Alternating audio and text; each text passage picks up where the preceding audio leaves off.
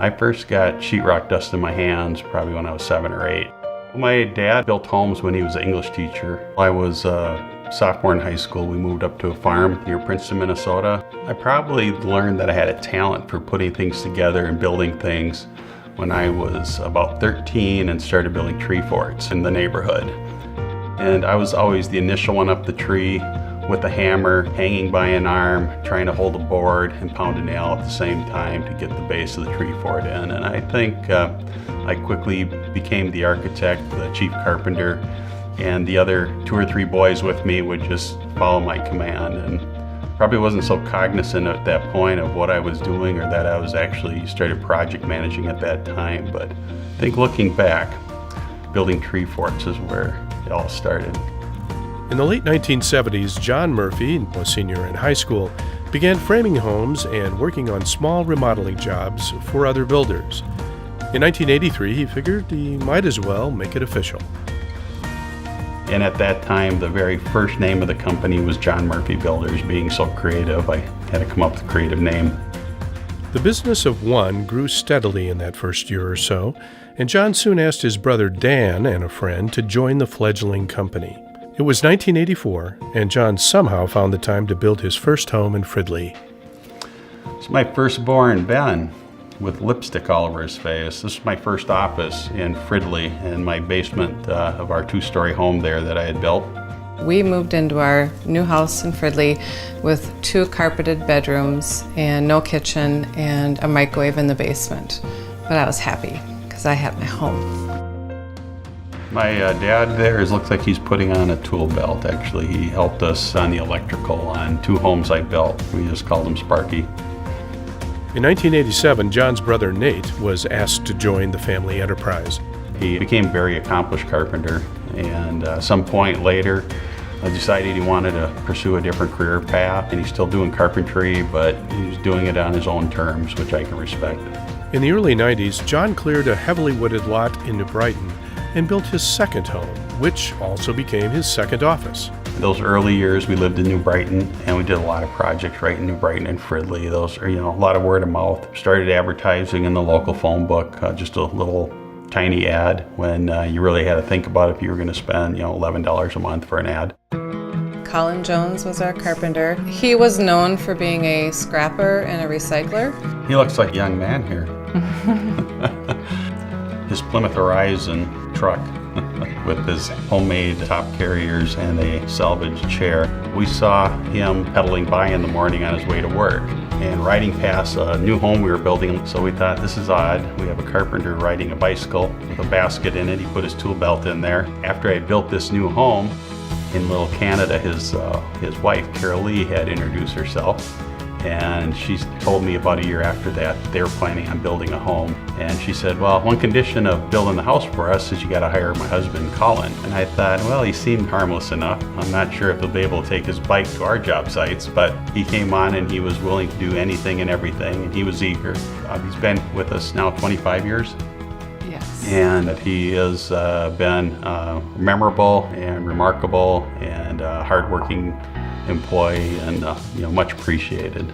As the business continued to grow, John and Sherry realized they couldn't keep working out of their New Brighton home garage.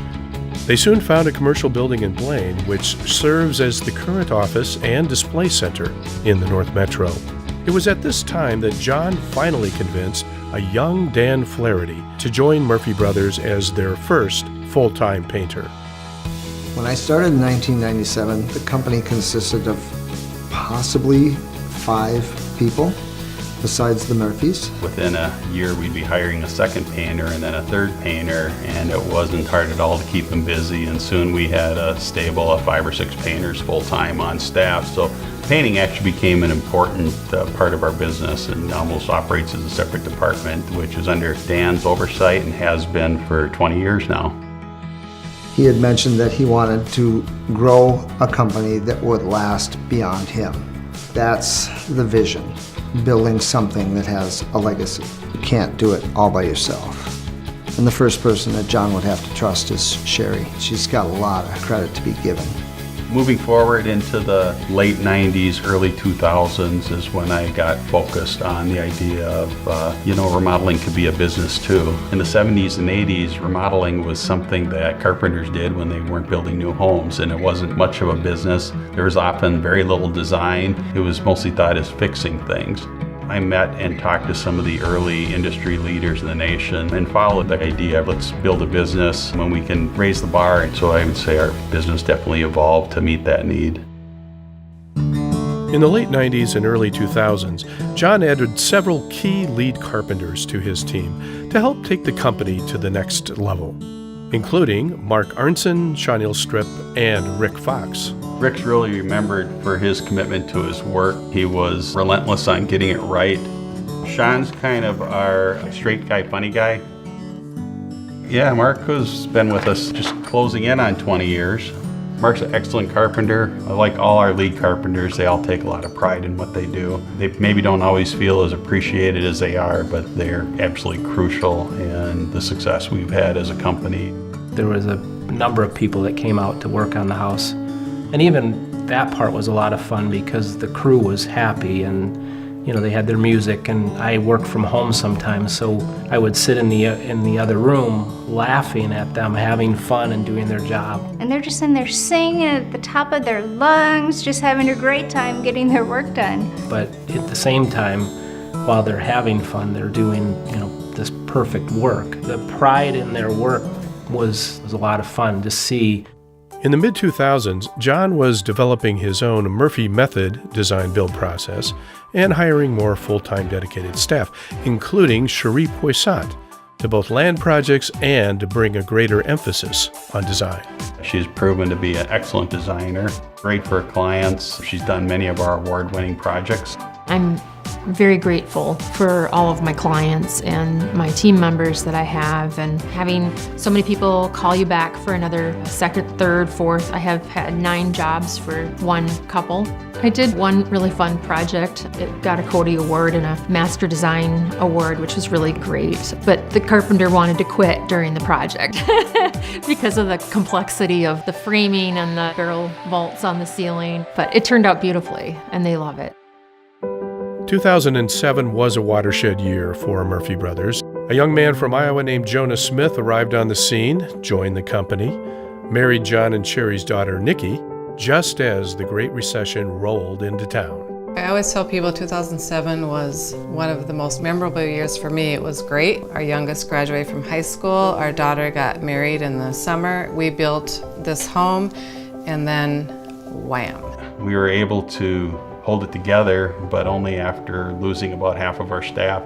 It was tough, and honestly, Jonah stuck it out here. The only reason is because he was willing to roof inside houses in the winter and dig holes and break concrete, and he got really good at installing flooring. The other subcontractors were telling me, oh, this is your test to see if he gets you a pair of concrete shoes to put you in the lake, or if you get to marry his daughter.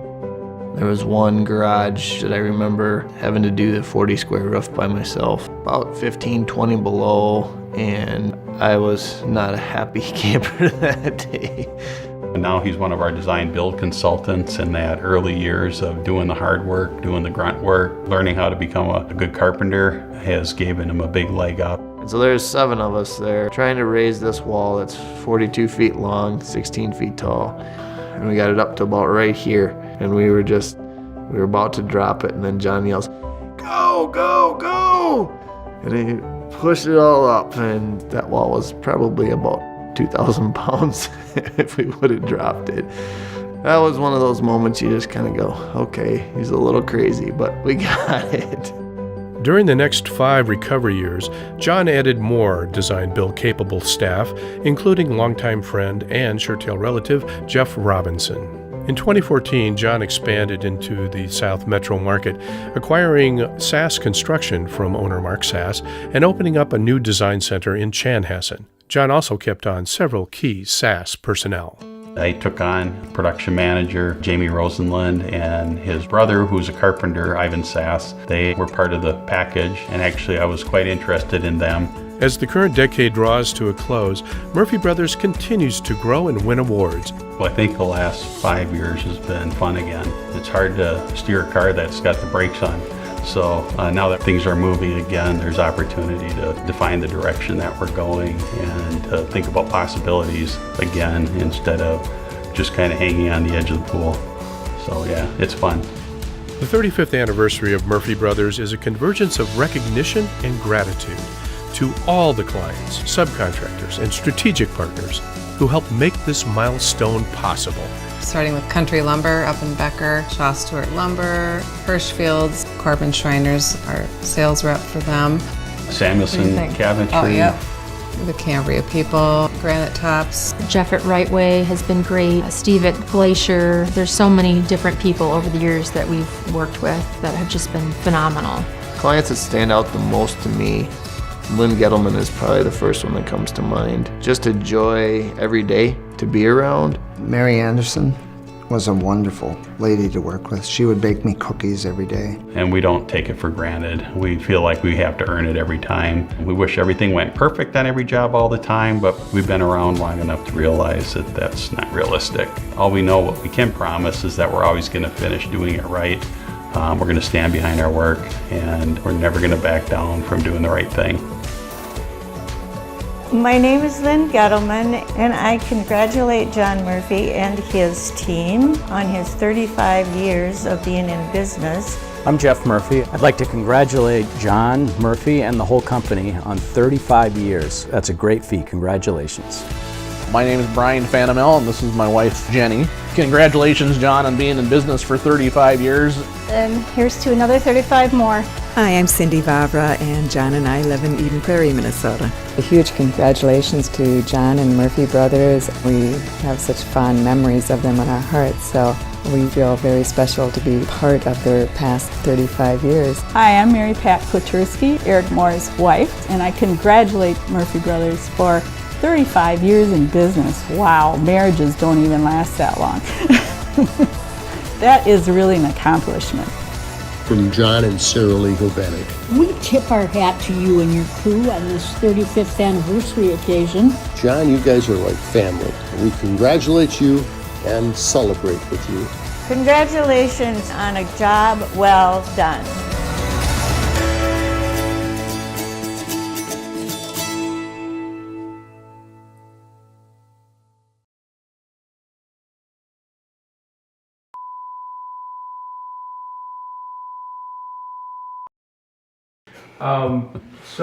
Repeat after me. This whole thing started. This whole thing started. And then you give the answer. I'm trying to think of something smart. to say. I know, I kind of, okay, it'd be much easier. I'm like a dog or a kid. You don't perform on command. But he's fondly remembered for his unique That's Sean. And after that, I named him Drama Queen on my phone. So Tim came up with Handsome Mark. I don't call him that, but Jonas Big Bird.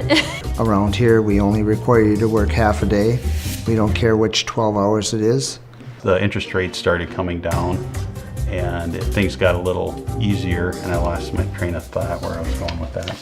Well, we were talking about the recession. Oh, there we go. Okay, thank you. That I've been with the company for almost 15 years. Got to do that over again. I don't know who I am. So as we got through that tough spot, there was a couple other minor receptions. One of my worst days would probably be when I had some particularly not so good potato salad. And we lived there for 8 years, 17 years. Whoops. My name is Inigo Montoya. You killed my father. Prepare to die. I myself have stepped off a ladder into a 5-gallon bucket of paint. And it can be challenging.